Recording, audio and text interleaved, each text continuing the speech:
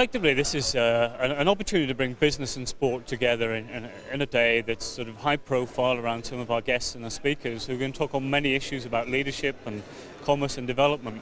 And really what we want to try to do is bring a number of stakeholders together to realise that the potential of sport and business as a sector, that's the ultimate aim. It's been done before in many countries. It's been done in regions such as the North East, in Yorkshire, the North West, and also in places like the East Midlands in Loughborough. So what we want to do is start a process of people buying into the fact that there is a opportunity around 2012 to look at the development of the sports sector.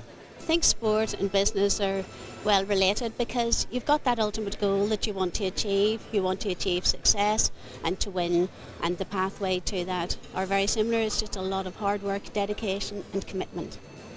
I run a business as well, and basically I could try and keep things simple, try not to overcomplicate things, and there are a few basic rules that I learned, such as fearing failure, as persevering, as getting out and doing the basics every day, and just telling people about learning from mistakes as well, and just translating that from what I learned in my riding career, and also going to the South Pole. That was I certainly needed one or two of those things to keep me going as well.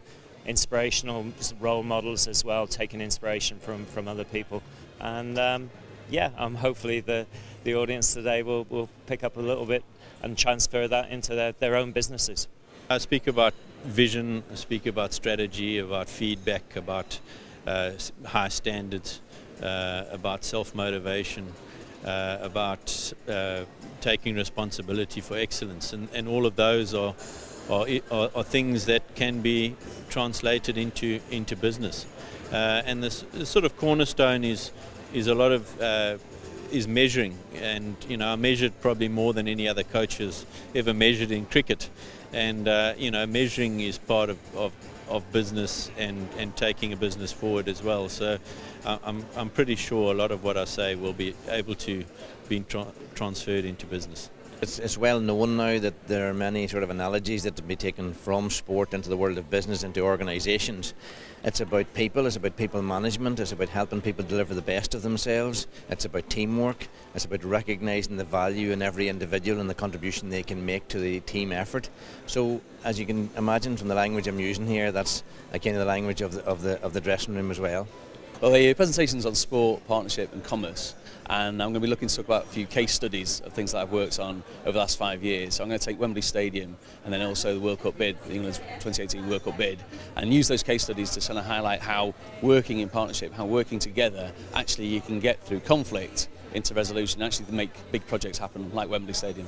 I think it's wonderful, and it's all about raising your game, and that's what we do in the Mary Peters Trust. We help young sports people that are at the grassroots level to raise their game that little bit higher so that they can then go for lottery funding when they're good enough. So it's about giving them the knowledge that we appreciate that they were training so hard to be good at sport, and giving them that extra little lift up.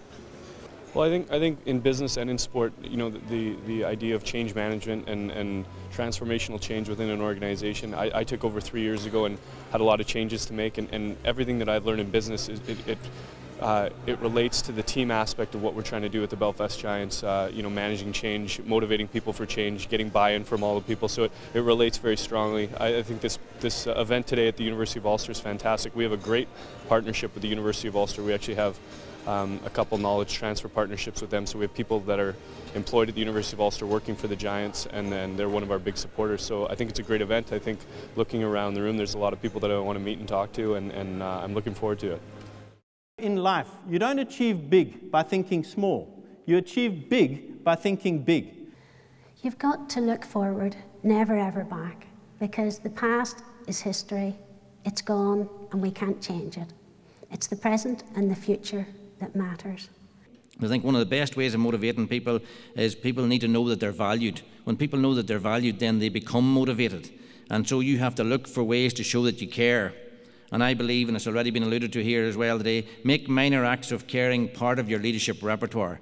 I used two words. I used productivity and efficiency for that team. And those were the two things I worked on. Productivity and efficiency for the team. And everything revolved around being productive when we trained and efficient when we played. And with those two words, the outcome was success. I want to talk about how big brands and sporting federations can come together on big projects and ultimately deliver them. Aristotle actually has a lovely definition for discipline, I think, and for achieving excellence. And he says, we are what we repeatedly do. Excellence, therefore, is not an act, but a habit. I think that's a very important phrase that we might do well to remember. We are what we repeatedly do. Excellence, therefore, is not an act, but a habit. So to get good at something, it doesn't happen overnight. It doesn't happen in a flash. It happens because we're persistent in attending to the detail of little things. And if we attend to the little things well, then we will get the big things right too. And you've got to set that ultimate goal. And this is where I think that sport and business are very, very similar, because we both have that aim for success. That's our ultimate goal. Whether it's a business plan or a performance plan, the aims are the same, just to succeed. And you've got to set that ultimate goal when you decide where you want to go to, and then break the pathway to that goal down into small, bite-sized, achievable portions. And so long as you keep your focus and are totally committed, dedicated, and determined, you will succeed and you will achieve your ultimate goal. I needed to know everything about my player. And you in business, you need to know everything about your employee. For me, through my career, I hated to overcomplicate things. I always tried to keep it simple. I tried to follow the few basic rules I've talked about this morning. I tried to prepare as well as I possibly could in the given time frame. I did those basics day in, day out, so that most things were second nature when those big days, those big occasions came along. I identified my mistakes and I always tried to keep learning from them. And I feared failure, but it didn't stop me from taking risks. And I took inspiration from others. I focused and committed, and when times were particularly tough, I kept getting back on that pony. We've had a lot of great quotes this morning. I've summed up what I think are the best, or some of the best. Under-promise and over-deliver. Pain is temporary, failure is permanent. Sweat the asset. It's not about being dealt a good hand, it's about how you play a bad hand well. Don't listen with the engine running. Avoid having to be right all the time. That's one of my favorites. And the last one, it doesn't matter about the recession, praise is free. Great speakers, really sort of inspirational and very experienced. And I think that's what we're picking up. The business people are looking up to the speakers that we had today because they've actually delivered. And that's really, really credible to them. Also credible to the collaboration and the partnership we're trying to take this program forward on.